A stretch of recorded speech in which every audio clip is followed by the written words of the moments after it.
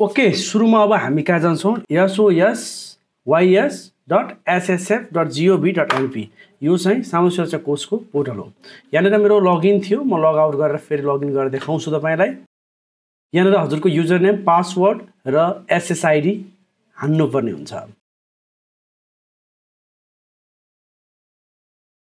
User name र SSID चाहिँ एउटै हुन्छ, पासवर्ड चाहिँ तपाईले सेट गर्ने हो। रिसेट गरेर पनि तपाईले पासवर्ड रिसेट गर्न सक्नुहुन्छ सुरुको चरणमा। यहाँनिर 2079 बाट मेरो स्टार्ट भएको छ है एसएसआइडी। मैले पछाडिको चाहिँ ब्लर गरेको छु, यति चाहिँ तपाईले देख्न सक्नुहुन्छ 2079। अब लगइन गरौँ। लगइन गरिसकेपछि सुरुमा यस्तो ड्यासबोर्ड देखिन्छ। अब यहाँनिर हामी जानुपर्ने भनेको कहाँनिर हो भन्दा क्लेम एप्लिकेसनमा हो। हरेक काम गर्दाखेरि, हरेक टास्क गर्दाखेरि हामीले एउटा सबमिसन नम्बर लिनुपर्ने हुन्छ। गेट सबमिसन नम्बर गरौँ। यो सबमिसन नम्बरलाई कपी गरौँ र ओके गरौँ। दाबी मिति हाम्रो कहिले हो, 2082 साल 1 महिना 14 गते हो र हाम्रो योजना चाहिँ कुन स्किम अन्तर्गत हामी दाबी गरिरहेका छौँ भने औषधि उपचार, स्वास्थ्य तथा मातृत्व सुरक्षा सम्बन्धी योजना अन्तर्गत। यो योजनामा चाहिँ 3 वटा हुन्छ। एउटा चाहिँ बिरामी बिदा हो, हाम्रो बिरामी बिदाको होइन। मातृत्व बिदा भनेको चाहिँ यसमा कन्ट्रिब्युट गर्ने महिलाहरूको लागि यो मात्रै हो। हाम्रो चाहिँ मातृत्व हेरचाह भत्ता भन्ने हो, यो चाहिँ हामी पुरुषको लागि। अब तपाईले यहाँनिर देख्न सक्नुहुन्छ रोजगारदाता सूचीकरण नम्बर यहाँ 2टा देखाइरहेको छ। 2टा संस्था छ, मेरो चाहिँ 2टा संस्था हो रोजगारदाता। मैले 2टा संस्थाबाट यहाँ गरेर सामाजिक सुरक्षा कोषमा आबद्ध थिएँ। हामी अहिले करेन्टली म गरिरहेको भनेको कहाँबाट हो, डिजिटल सल्युसन प्राइभेट लिमिटेडबाट हो। प्रदेश, जिल्ला, महानगरपालिका, वडा हैन, बिरौटा भयो। अब यहाँनिर चाहिँ कसको हो भन्दा व्यक्तिगत विवरणमा चाहिँ रबिन पौडेल, मेरो यहाँ सामाजिक सुरक्षा कोष नम्बर हैन, पुरुष, मेरो जन्म मिति, नियुक्ति मिति, अनि कसको हेरचाह गरेको भन्दा वाइफको हो, मेरो नम्बर र मेरो दर्जा राखिएको छ, मेरो स्थायी ठेगाना छ। अब म तलतिर लान्छु तपाईलाई। यहाँनिर तपाईले देख्न सक्नुहुन्छ बैंक खाताको विवरण। बैंक खाताको विवरणमा चाहिँ मेरो बैंक एकाउन्टको डिटेल छ यहाँ।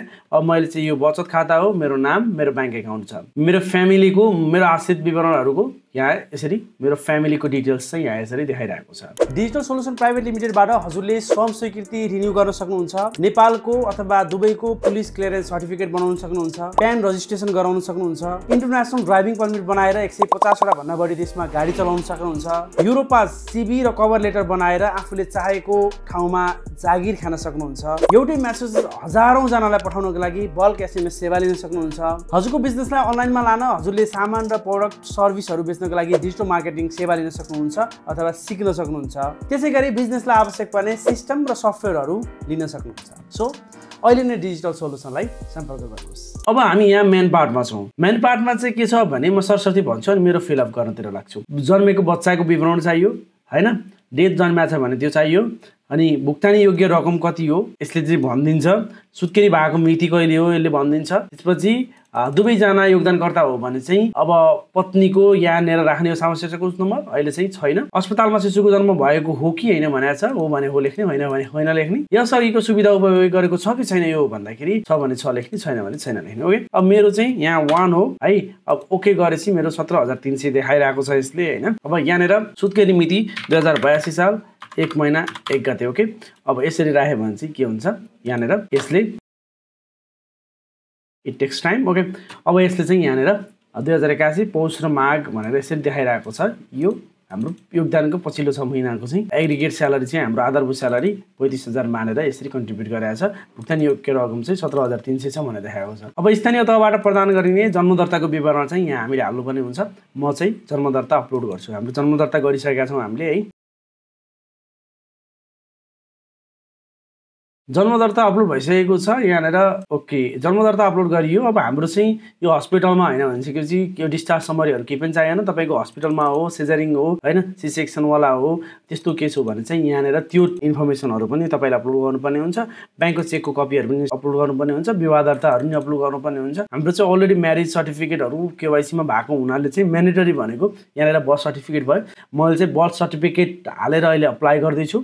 अब भोलि भएन उहाँले चाहिँ फर्दर डकुमेन्टेसन माग्नु भयो भने चाहिँ म तपाईलाई नै भिडियो बनाएर देखाउँछु उहाँले के माग्नुहुन्छ अथवा एप्रुभ भएर आउँछ।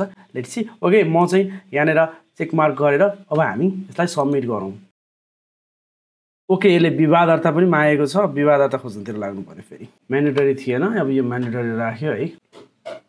यहाँनिर मैले अब विवाह दर्ता पनि प्रमाणपत्र पनि हाल्नु पर्ने भयो। म विवाह दर्ता प्रमाणपत्र पनि डाउनलोड गरेर राखेको छु। अब अपलोड गरेँ, त्यसपछि मैले चेक मार्क गरेर सबमिट गरेँ।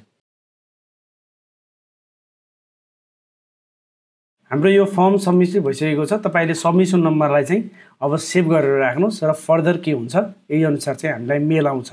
ओके, हाम्रो चाहिँ सामाजिक सुरक्षा कोषबाट पेमेन्ट आइसकेको छ। मेरो नानी भइसकेपछि मैले क्लेमको लागि यहाँ प्रोसेस गरेको थिएँ, जन्मदत्ताहरू अपलोड गरेको थिएँ र आज चाहिँ पेमेन्ट आएको म यहाँ देखाउँछु तपाईँलाई। यो कनेक्ट आइपिएसमा हो। यहाँनिर पेमेन्ट दिएको छ 17,290 रुपियाँ 96 पैसा दिएको छ होइन। कनेक्ट आइपिएसको फी काटेर होला सायद। ओके, अब म चाहिँ 17,300 रुपियाँ चाहिँ हाम्रो आउनुपर्ने हो क्लेम अनुसार होइन। अब हामी चाहिँ कहाँ जान्छौँ भन्दा योगदानकर्ता पोर्टलमा गएर एक्चुअली लगइन गरेर म तपाईँलाई देखाउँछु अस्तिको चाहिँ क्लेम आइसक्यो भनेर। पैसा त आएको देखाएँ मैले ब्याङ्क एकाउन्टमा होइन। हामीले एनआइसिआइसिआईको ब्याङ्क राखेको थियौँ। ओके लगइन गरौँ। अब ड्यासबोर्डमा गएर मैले हेरेँ भने पनि यहाँनिर मेरो लास्ट क्लेम एमाउन्ट चाहिँ 17,300 देखाइरहेको छ होइन। तर अब हामी चाहिँ के गरौँ भन्दा एप्लिकेसनमा गएर do you have submission number भन्दा यस भनौँ। हाम्रो लास्टको सबमिसन नम्बर जे थियो त्यही राखौँ। यहाँनिर मैले लास्टको सबमिसन नम्बर यो 94 भएको लास्टमा यसले देखाउँदाखेरि पनि हाम्रो यो अनुसार पेमेन्ट दिएको छ के। अब हामी चाहिँ यहाँ हेरौँ, यसले भनेको थियो 17,300 चाहिँ भुक्तानी योग्य रकम छ भनेको थियो। अब यसले हाम्रो सक्सेसफुल्ली हाम्रो खातामा पैसा पठाएको छ भनिसकेपछि तपाईँले यसरी क्लेम गर्न सक्नुहुन्छ। चाहिएको डकुमेन्टहरू त अपलोड गर्नै पर्यो है। हस्, थ्याङ्क यू।